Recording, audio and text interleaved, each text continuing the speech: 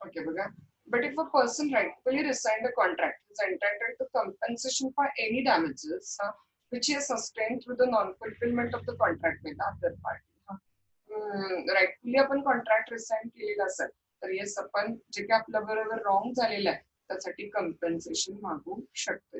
Okay, so very first remedy we have discuss to the suit for rescission. Rescission म्हणजे काय टाकलं आपण? Recession म्हणजे कॉन्ट्रॅक्ट कॅन्सल करून घेणं.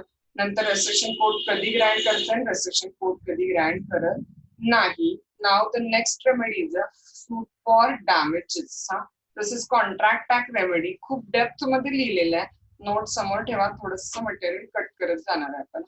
डॅमेजेस म्हणजे काय बघा सांगा तर पैशाच्या रूपात घेतलेली नुकसान भरपाई. सिंपल. 80 रुपये दराचा तांदूळ 100 रुपये झाला, मी कॉन्ट्रॅक्ट ब्रीच केला, तुम्ही 20 रुपये तुमचं नुकसान भरपाई म्हणून माझ्याकडून क्लेम करणार. Damages are a monetary compensation. Monetary compensation be clear.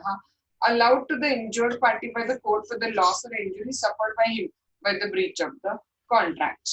Now damages award करताना कोर्ट काही नियमांचं पालन करते. काय नियम बघा, सेक्शन 73 मध्ये ते नियम दिलेले आहेत.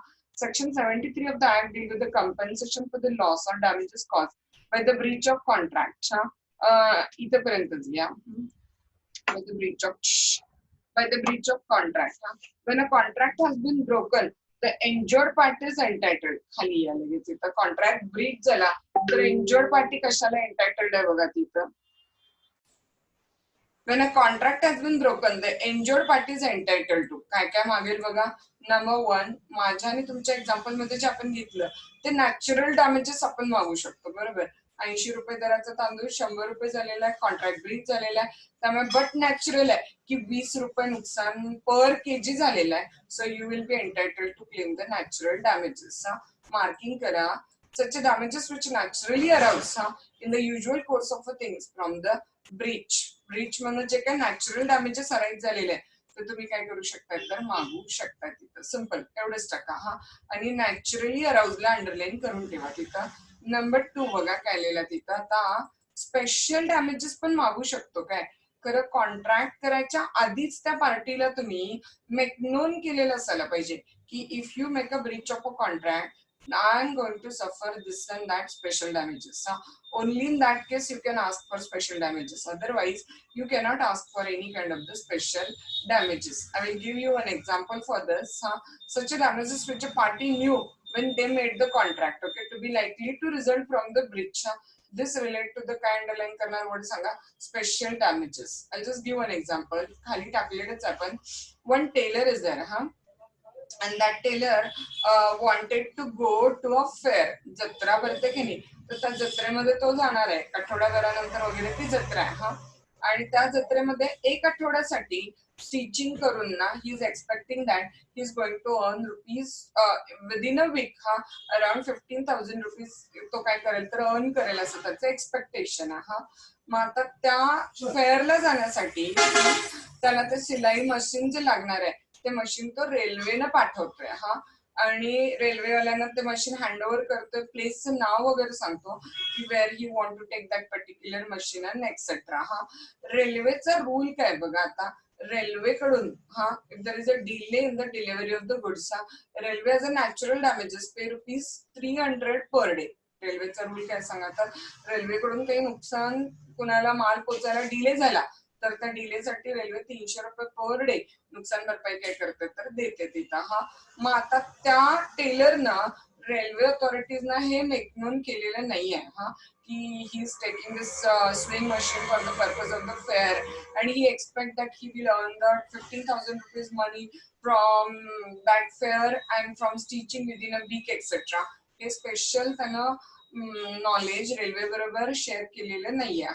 आता रेल्वे काय करतं माहिती आहे, 7 दिवस उशिरा ते शिलाई मशीन काय होते तर तिथं पोहोचते आणि ज्यावेळेला मशीन पोहोचते त्यावेळेला ती जत्रा संपून गेलेली असते.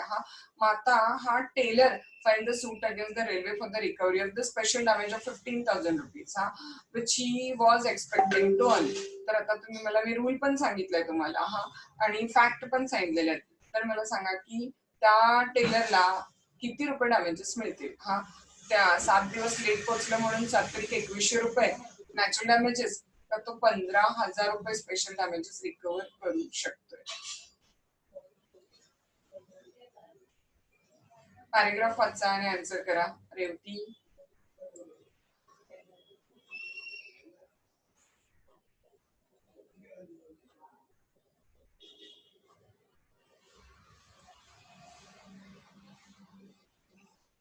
एवढं अवघड आहे? स्पेशल डॅमेजेस मिळणार नाही त्याला. नव्हतं. हा रेल्वेला माहित नव्हतं. Yes, दोघांचे बरोबर आहे. हा, railway administration did not know about anything the special damages. Okay, so special damages railway recover करू सॉरी या टेलर स्पेशल डॅमेजेस रिकव्हर करू शकणार नाही, कारण रूल सरळ टाकलेला आहे. Such a damages which a parties knew when they made the contract to be likely to result from the breach. This relates to काय तर special damages. Okay, and last point काय आलेला बघा, लॉ रिमोट किंवा indirect damages अलाउच करत नाही. Law remote किंवा indirect damages अलाउच करत नाही. हा बघा, नॅचरल डॅमेजेस समजून घ्या माझ्या शब्दांचा अर्थ. नॅचरल डॅमेजेस तुम्ही ऍज अ राईट मागू शकताय. 80 रुपये 20 रुपये per KG difference of a rice. हा, 100 rupees breach price, 80 rupees contract price, 20 रुपये नॅचरल नुकसान आहे, तर तुम्ही त्या ऍज अ राईट हक्क म्हणून मागू शकताय. स्पेशल डॅमेजेस जर तुम्ही समोरच्या पार्टीला आधी कळवलेलं आहे तर मागू शकताय. हा, रिमोट डॅमेजेस किंवा इनडायरेक्ट डॅमेजेस तुम्ही मागूच शकत नाही. हा, such a compensation is not given for any remote or indirect damage or a loss sustained. इथपर्यंतच घ्या. हा, सिम्पलेस्ट एक्झाम्पल तुम्हाला सांगते काय. लेट मी नो, सपोज ना A and B, two people was there. Now this B want to sell one house and he has made an advertisement in the paper that he want to sell one house. आता काय होतं माहित आहे, हे house जे असतं जे बी विकणार आहे, हे या बी न कधी काळी एचे वडील एफ कडून घेतलेलं असतंय. हा, आणि ते हाऊस एफ चा अँसेस्ट्रल हाऊस आहे. एफ चा अँसेस्ट्रल हाऊस आहे आणि कधी काळी आउट ऑफ मनी नीड या एफ नी त्या हाऊस बी ला विकलेला आहे आणि आता बी ला पैशाची गरज आहे म्हणून बी हा घर विकायला काढलेला आहे. हा, A comes to know that his father's ancestral house is about to sold. Of course he get very happy. आज याच्याकडे भरपूर पैसे आहेत. And he become very happy and he immediately went talk with the B and made a deal of the house contract केलं. सगळं झालं की आता हा कॉन्ट्रॅक्ट घराची किंमत एक 15 लाख रुपये ठरली त्या. आणि ए एफ न सांगतो पण की तुमचा अँसेस्ट्रल हाऊस मी तुम्हाला तुमच्या बर्थडेचं गिफ्ट देणार आहे. If get emotionally attached also with this all things. आता काय होतं माहित आहे, इन द मेन टाइम ना थोडंसं मार्केट हाईपला जातं काय, आणि त्या घराला बी ला बाहेर लोक 17 लाख रुपये द्यायला ऑफर करतात, म्हणून बी कॉन्ट्रॅक्ट ब्रीच करतोय आणि ह्याला प्रॉपर्टी द्यायला काय करतोय तर डिनाय करतोय. हा, आता एफ ने सहन नाही करू शकत की आपलं अँसेस्ट्रल हाऊस आपल्याला मिळणार होतं आणि आता ते मिळणार नाहीये नॉन वगैरे वगैरे वगैरे. हा, तर एफ ना हार्ट अटॅक येतोय आणि एफ वॉज हॉस्पिटलाइज्ड. आणि हॉस्पिटलमध्ये त्यांचे ट्रीटमेंटचे 5-7 लाख रुपये वगैरे बिल होते. हा, तर क्वेश्चन मार्क हा आहे आता की हा जो बी आहे त्यानं ब्रीच ऑफ कॉन्ट्रॅक्ट केले नो डाऊट. हा, तर हा बी ब्रीच ऑफ कॉन्ट्रॅक्टच्या आउट ऑफ कॉन्ट्रॅक्ट प्राइस किती होती 15 लाख आणि कॉन्ट्रॅक्ट ब्रीच केला त्यावेळेला त्या घराची मार्केट प्राइस काय झाली 17 लाख. तर हा बी 2 लाख रुपये डॅमेजेस पे करायला लायबल असेल का त्या फादरच्या हॉस्पिटलचे 7 लाख रुपये पण पे करायला लायबल असेल. This one is the point. Such a compensation is not to be given for any remote or indirect damages or a loss. Now let me know. Question लक्षात आला? फक्त 2 लाख. 2 लाख रुपये फक्त द्यायला लागेल असेल. हा, का सांगा, कारण असं जर झालं तर उद्या असं होईल ना, त्या फादरला हार्ट अटॅक आला, ते ऐकून आईला सहन झालं नाही, मग आईला हार्ट अटॅक आला, मग आणि काय झालं असं law remote direct damages allowed करत नाही. हा, so such a compensation is not to be given for any remote or indirect loss or damages साठी ते अलाउ करत नाही तिथं. ओके. हा, अँड लास्ट पॉइंट काय आलेलं बघा तिथं, तर जे आता तुम्हाला कॉसी कॉन्ट्रॅक्ट कन्सेप्ट जायचे तर फक्त आता एवढं वाचून फक्त लक्षात ठेवा, जे डॅमेजेस नॉर्मल कॉन्ट्रॅक्टला मिळतात तेच डॅमेजेस कॉसी कॉन्ट्रॅक्टला पण मिळतात. हा, such a compensation for the damages arising from the breach of quasi contract shall be the same as that of the other contract. ज्या अदर कॉन्ट्रॅक्ट मध्ये डॅमेजेस मिळतात तेच डॅमेजेस कुठे मिळतात सांगा, तर कॉसी कॉन्ट्रॅक्ट मध्ये पण मिळतात तिथं. हा, नाव C point, rules as to the damages which can be recovered and which cannot be recovered. ह्याच्याच ब्रॅकेट मध्ये लिहून ठेवायचं टाइप्स ऑफ डॅमेजेस. नोट्स ज्यांच्याकडे आहेत ते लगेच मेन्शन करून ठेवा. याच्याच ब्रॅकेटमध्ये काय टाकणार सांगा तर टाइप्स ऑफ डॅमेजेस. आणि आता हे सगळे डॅमेजेसचे टाईप आपल्याला आता वरती गेलेच काय, त्यामुळे तुम्हाला बिलकुल जड जाणार नाही. नंबर 1 डॅमेजचे टाईप काय सांगा? Ordinary damage, natural damage, direct damage. 80, 20, 100 naturally जे नुकसान झालेलं आहे त्याला आपण नॅचरल डॅमेजेस असं म्हणतो. when a contract has been broken, the injured party can recover from the other party. Such damages as naturally and directly arise in the usual course of a things on the bridge. Breach झाल्यावर जे naturally नुकसान होत आहे ते म्हणजे ordinary damages असतात. This means the damages must be proximate. Proximate म्हणजे connected, direct. Consequences of the breach of contract. तुम्ही तांदूळ दिला नाही, 100 रुपये झालेला आहे, 20 रुपये माझं नुकसान झालेलं आहे. डायरेक्ट रिलेशनशिप आहे त्या नुकसानामध्ये आणि कॉन्ट्रॅक्ट ब्रीच मध्ये. दिस डॅमेजेस ना आपण काय म्हणतो सांगा? Natural damages, ordinary damage, direct damages, असे 3 नाव आहेत त्याला. फॉर एक्झाम्पल बघा, a contract to sell and deliver 50 quintal of the wheat to the B at 475 per quintal. 475 रुपये पर क्विंटल बीट डिलिव्हर करायचं. The price to be paid at the time of the delivery. पण आहे ना, किंमत वाढते गव्हाची, 500 रुपये per quintal होते. The price of the bit rises to 500 rupees per quintal and a refuses to sell the beet. Sir natural damage दिसायला लागले तुम्हाला किती आहे सांगा? कॉन्ट्रॅक्ट प्राइस किती होती? 475 आणि ब्रीच प्राइस किती आहे सांगा? 500 रुपये पर क्विंटल. त्यामुळे नॅचरल डॅमेजेस किती आहे सांगा तर 25 रुपये पर क्विंटल काय झाले सांगा तर नॅचरल डॅमेजेस झालेले आहेत. केसचं नाव काय लक्षात ठेवायची गरज नाहीये तुम्हाला.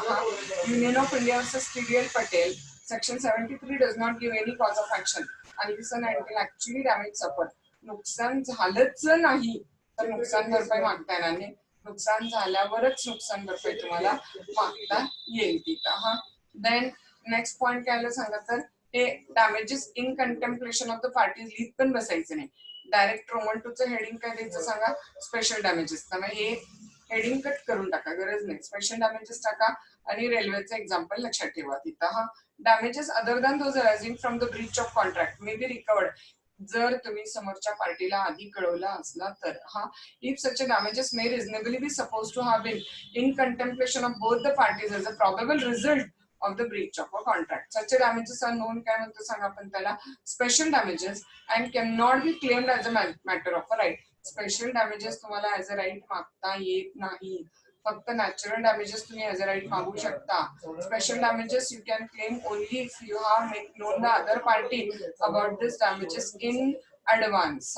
This can be claimed only if the special circumstances result in the special loss in case of breach of contract are brought to the notice of the other party. Madras railway company versus Govindrao, same आपली टेलरची केस आहे. केसचं नाव पण लक्षात ठेवा, facts पण लक्षात ठेवा. बघा, जी a tailor delivered a sewing machine and some cloth to the railway company to be delivered at a place. जिथे एक फेस्टिवल होणार होता. Where a festival was to be held. He expected to earn exceptional profit at the festival, but he did not bring this fact to the notice of the railway authority. पण त्याला काही railway अथॉरिटीला कळवलेलं नाहीये. ते goods कधी deliver झाले सांगा? Late. The goods were delivered after the conclusion of the festival. He could not recover the loss of profit. Extra नुकसान तो रिकव्हर करू शकणार नाहीये तिथं. आता हे आपल्याला गेलेलं नाहीये काय, हा न्यू पॉइंट आहे. एक्झम्पलरी डॅमेजेस, त्यालाच ऑब्लिक करून आणखीन एक नाव काय असतं माहिती आहे? प्युनिटिव्ह डॅमेजेस. प्युनिटिव्ह, PUNITIVE. किंवा आणखीन एक नाव असतं विंडिक्टिव्ह डॅमेजेस. विंडिक्टिव्ह डॅमेजेस, एक्झम्पलरी डॅमेजेस किंवा काय म्हणतात बघा प्युनिटिव्ह डॅमेजेस. म्हणजे ना इथे ते डॅमेजेस भरणं म्हणजे एक प्रकारे जेलमध्ये पाठवल्यासारखं वाटेल, शिक्षा वाटेल. इतके जास्त अमाऊंट ऑफ डॅमेजेस तुम्हाला पे करायला लावतात की तुम्हाला असं वाटेल की यापेक्षा मी जेलमध्ये गेलो असतो तर बरं झालं असतं. सो एक्स्ट्रा लार्ज अमाऊंट जिथे तुम्हाला पे करायला लावली जाते ऍज अ कंपन्सेशन, त्याला काय म्हणतात तर एक्झम्पलरी डॅमेजेस. तुम्हाला ते डॅमेजेस म्हणजे एक प्रकारची शिक्षा वाटायला पाहिजे. बघा, damages for the breach of contract are given by way of a compensation for the loss suffered and not by way of a punishment for a wrong. Hence vindictive किंवा exemplary damages have no place in the law of contract because they are a punitive, एक प्रकारची शिक्षा. फक्त 2च cases मध्ये हे damages allow करतात. बाकी कुठल्याही केसमध्ये डॅमेजेस अलाउ करत नाही. कुठल्या 2 केसेस बघा? Number 1, breach of promise to marry जर केलेलं असेल, प्रॉमिस टू मॅरी करून ते ब्रीच केलेलं असेल तर विंडिक्टिव्ह डॅमेजेस अलाउड होतात. हा. आणि number 2, dishonour of the cheque by the banker. हा. जर खात्यात तुमच्या पैसे असताना सुद्धा बँकेने तुमचा चेक बाउन्स केला तर तुमची इमेज खराब होते ना, चेक दिला आणि चेक बाउन्स झाला म्हणून. म्हणून मग त्यावेळेला तुम्हाला विंडिक्टिव्ह डॅमेजेस अलाउड होतात. ब्रीच टू प्रॉमिस टू मॅरी. आणि दुसरा check bounce, dishonor of the check of a bank by a banker wrongfully when he possesses the sufficient fund to the credit of the customer. The court may award the exemplary damages. खात्यात sufficient fund असताना सुद्धा बँकेने तुमचा check dishonour केला तर त्यावेळेला पण काय होईल सांगा, तर एक्झम्पलरी डॅमेजेस अलाउड होतील तिथं. आलं लक्षात? Only in the 2 circumstances law allows the exemplary damages.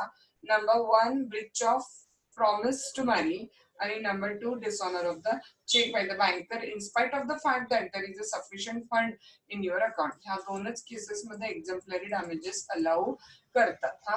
आता नॉमिनल डॅमेजेस म्हणजे काय असं माहिती आहे, ऍक्च्युली कॉन्ट्रॅक्ट ब्रीच झाल्यामुळं प्लेंटिफला ऍक्टचं नुकसान काहीच नाही झालं. हा. पण येस, डिफेंडंटनं ब्रीच केलंय आणि प्लेंटिफ वॉज अ राईट हे फक्त प्रूव्ह करण्यासाठी म्हणून कोर्ट ₹2 सुद्धा डॅमेजेस अलाउड करेल. त्याला काय म्हणतात सांगा, तर नॉमिनल डॅमेजेस असं म्हणतात. लक्षात येते का बघा. हा. प्लेंटिफला जराही लॉस झालेला नाहीये, पण हे प्रूव्ह करायचं की plaintiff was a right and defendant was a wrong. Yes, डिपेंडंटने ब्रीच केलेला आहे हे प्रूव्ह करायचं म्हणून जे डॅमेजेस ग्रँट होतात त्याला काय म्हणतात सांगा, तर नॉमिनल डॅमेजेस असं म्हणतात त्याला. हा. When the injured party has not in fact suffered any loss by reason of the breach of contract. Damages recoverable by him काय सांगा, तर नॉमिनल असतात, स्मॉल असतात. फॉर से एक्झाम्पल रुपी वगैरे. दिस डॅमेजेस मिअरली एक्नॉलेज की plaintiff has proved his case and फक्त हे prove करण्यासाठी की प्लेंटिफ राईट होता आणि डिपेंडंट तिथं रॉंग होता. हा. त्याच्यानंतर नुकसान झालं म्हणून जे डॅमेजेस आहेत ते damages for the loss of reputation वरती गेलेलंच आहे. डिसऑनर ऑफ चेक मधलाच पॉइंट आहे परत. हा. रेप्युटेशन समजताना त्याची बदनामी झालेली आहे. हा. Damages for the loss of reputation in case of breach of contract are generally not recoverable. फक्त डिसऑनर ऑफ चेकच्या वेळेला हे रिकव्हरेबल होतात. An exception to this rule exists in the case of banker who wrongfully refuses to honor a customer's check. हा. परत बघा, जेवढा मोठा माणूस असेल की नाही तेवढे डॅमेजेसची अमाऊंट पण जास्त असेल ना, कारण त्याची रेप्युटेशन तेवढी मार्केटमध्ये असते. If the customer happen to be a tradesman, एखादा मोठा व्यापारी आहे, तर he can recover the damages in respect of the loss to his trade reputation by the breach. हा. आता एक इंटरेस्टिंग मुद्दा सांगते का तुम्हाला. हा. मग खालचा पॅरेग्राफ आपण रीड आउट करूया. सपोज ना, I went, suppose we'll just take out another example. Suppose काय झालेलं की अनिल अंबानी हा इचलकरंजीत आलेले आहेत, 1 मिनिटासाठी असं गृहीत धरा. हा. आणि त्यांनी 2 वेगवेगळ्या शॉप मधनं काहीतरी खरेदी केलेल्या आहे. 2 वेगवेगळ्या शॉप मधनं त्यांनी खरेदी केलेल्या. हा. आणि या दोन्ही शॉप ओनरना ना त्यांनी काय दिलेलं सांगा, तर चेक दिलेला आहे काय. हा. एक वस्तू त्यांनी खरेदी केलेली ती होती ₹5,000. त्याचंही पेमेंट त्यांनी चेकनेच केलेलं आहे, ₹5,000. हा. आणि एक वस्तू खरेदी केलेली ते त्यांनी ₹5,00,000ची होती आणि त्याचंही त्यांनी चेकनं पेमेंट केलेलं आहे. हा. आता हे दोन्ही चेक बँकेत भरले गेले काय, आणि दोन्ही बँकेच्या खात्यात पैसे असताना पण बँकेच्या मिस्टेकमुळं दोन्ही चेक काय झाले सांगा, तर बाउन्स झाले. हा. नाव Anil Ambani is going to file the suit against the bank in the both circumstances. In the case where the check bounce matter was of ₹5,000 and in the case where the check bounce matter was of ₹5 lakh. तर मला फक्त एवढं सांगा आता तुम्ही की अनिल अंबानी जे loss of reputation साठी डॅमेजेसची सूट फाईल करतील ती ₹5,000चा चेक बाउन्स झाल्यानंतर जे ते अमाऊंट ऍज अ डॅमेजेस मागतील ती जास्त असेल का ₹5,00,000चा चेक बाउन्स झाल्यासाठीची अमाऊंट ऑफ डॅमेजेस मागतील ती जास्त असेल. क्वेश्चन लक्षात आला काय विचारला. 5,000 साठी मॅम. का रिझन सांगू शकताय. कारण अमाऊंट कमी आहे ना आणि अनिल अंबानी खूप रेप्युटेड पर्सन आहे. एक्झॅक्टली. ₹5,00,000चा चेक समजा कितीही मोठा माणूस असला तर क्वाईट पॉसिबल आहे की एखाद्या खात्यात कदाचित त्याच्या ₹5,00,000 नसतील, कारण त्यांचे शेकडो बँक अकाउंट असतील तिथं. हा. त्यामुळे अनिल अंबानीचा 5,000चा चेक बाउन्स झाला ह्यानं रेप्युटेशन खराब जास्त होणार आहे का अनिल अंबानीचा ₹5,00,000चा चेक बाउन्स झाल्यानं रेप्युटेशन खराब होणार आहे. Of course it will be international newspaper headline की Anil Ambani ₹5,000 cheque get बाउन्स्ड.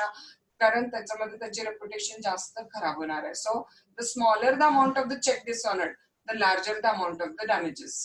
But if the customer ट्रेड्समॅन नसेल तर मग ओनली नॉमिनल डॅमेजेस मिळतात. समजा एखादा अगदीच क्लर्क किंवा ज्याला कुठली ऍक्सेस स्वतःची रेप्युटेशन नाहीये अशा माणसाचा चेक बाउन्स झाला तर काय फार लार्जर अमाऊंट ऑफ कम्पेन्सेशन मिळणार नाहीये तिथं. देन पुढचा डॅमेजेसचा प्रकार कशाचा बघा, तर damages for inconvenience and discomfort. जो काय आपल्याला झालेला त्रास असेल, गैरसोय असेल, इनकन्व्हिनियन्स असेल, त्यासाठी आपण डॅमेजेस मागू शकतो. इंटरेस्टिंग आहे हे पण. Damages can be recovered for the physical inconvenience and discomfort. The general rule in this connection that the measure of the damage is not affected by the motive or manner of the breach. समोरच्याला तुमच्यामुळे discomfort झालेला आहे, तर तुमचा कुठलाही वाईट हेतू नव्हता. इथं हेतू मॅटरच करत नाही. तुम्ही ब्रीच ऑफ कॉन्ट्रॅक्ट केलाय त्यामुळे समोरच्याला इनकन्व्हिनियन्स झालेला आहे, नुकसान झालेलं आहे, तर he will be liable to recover the you will be liable to pay the damages and he will have the right to recover the damages from you.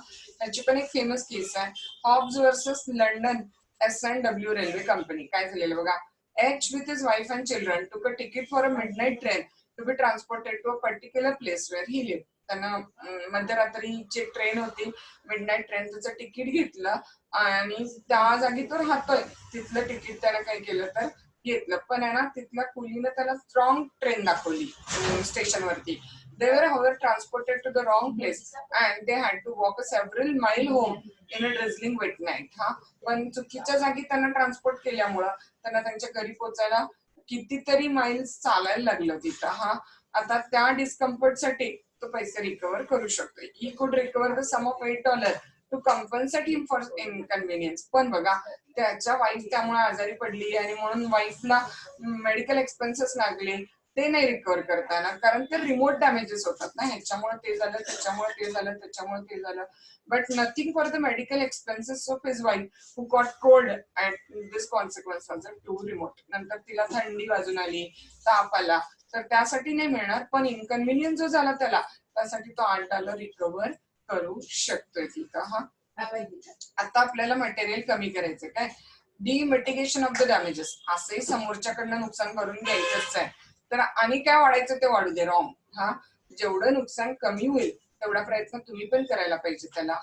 It was held that, it केसचं नाव अजिबात लक्षात ठेवू नका, direct टाका. It was held that it is the duty of the injured party to take a reasonable steps to mitigate, कमी करणे, the loss caused by the breach. बस थोडंच टाका. असं नको की बाबा काय आता समोरच्याकडून तर आपल्याला नुकसान भरून घ्यायचं आणि नुकसान किती व्हायचं ते होऊ दे तिकडं, असं म्हणून चालेल का तुम्हाला? तर असं म्हणून चालणार नाहीये. तुम्हाला जेवढं लॉस कमी करता येईल तेवढा लॉस तुम्ही काय करू शकता, तर कमी करून घ्या. आणि लास्ट पॉइंट घ्यायचा आपल्याला, rules as to the cost of the decree. Decree म्हणजे कोर्टाचा निकाल. अग्रीवड पार्टी, ज्याच्यावर अन्याय झालेला आहे, समोरच्या पार्टीनं ब्रीच केलं म्हणून तुम्हाला कोर्टात दावा दाखल करायला लागला, तर तुम्ही डॅमेजेस बरोबर त्या डिक्रीचा खर्च पण कोर्टातून मागू शकताय की अपोजिट पार्टीकडून तो खर्च वसूल करून मिळावा. The aggrieved party is entitled in addition to the damages to get the cost of getting the decree of the damages. The cost of the suit for damages is a discretion of the court. पण ते तुम्हाला सूटची cost मिळेल किंवा नाही हे कुणाच्या मनात, कुणाच्या मर्जीवर डिपेंड आहे सांगा तर कोर्टाच्या. प्रत्येक वेळेला कॉस्टची अमाऊंट ग्रँट होतेच असं नाही. It is the discretion of the court either to grant the cost or not. हे कोर्टाचं काय सांगा तर डिस्क्रिएशन आहे असं कन्सिडर करतात तिथं. That's it. हे कट करा काय लगेच, F पॉइंट कट करा, आता G पॉइंट कट करा, पेज वरतीच कटच मारून टाका ते लगेच. 51, 52, 53. डायरेक्ट कुठे जायचं सांगा आपल्याला, तर रेमेडी नंबर 3 वरती, सूट for quantum merit.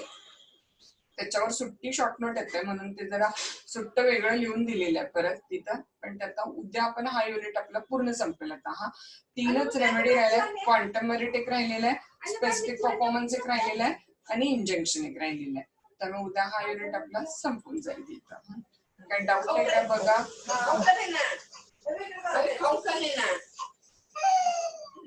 No ma'am.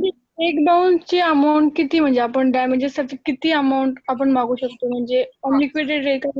किती प्रमाणात मागू शकतो? कितीही मागू शकतो प्रशाली. आपली इमेज मार्केटमध्ये काय असतं याच्यावर आहे. आता अनिल अंबानीच्या केसमध्ये तो बँकेकडनं 5 कोटी चेक आहे 5 लाखाचा 5,000चा व्हॉटेवर, पण ते 5 कोटीची पण नुकसान भरपाई मागू शकतात. डिपेंड ऑन आता माझी सरासरी जी एक मार्केट इमेज आहे, तर मी 5 लाख मागेन 7 लाख मागेन.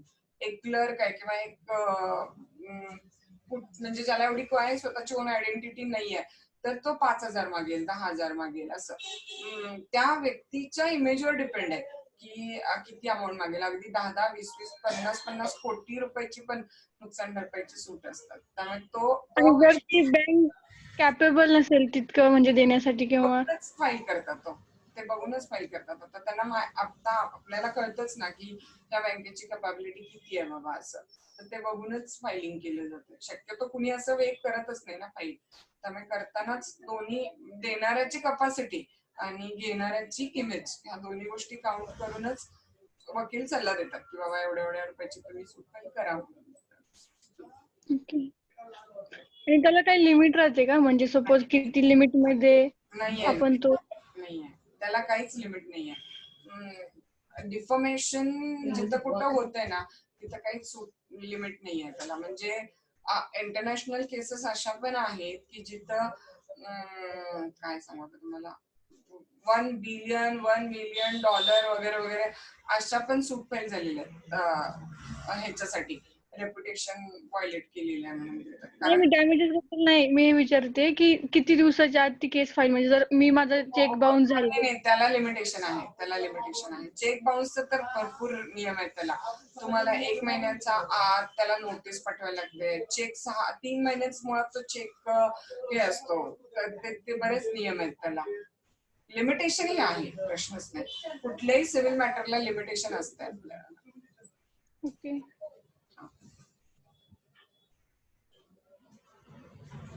अजून काय डाऊट आहे कुणाला?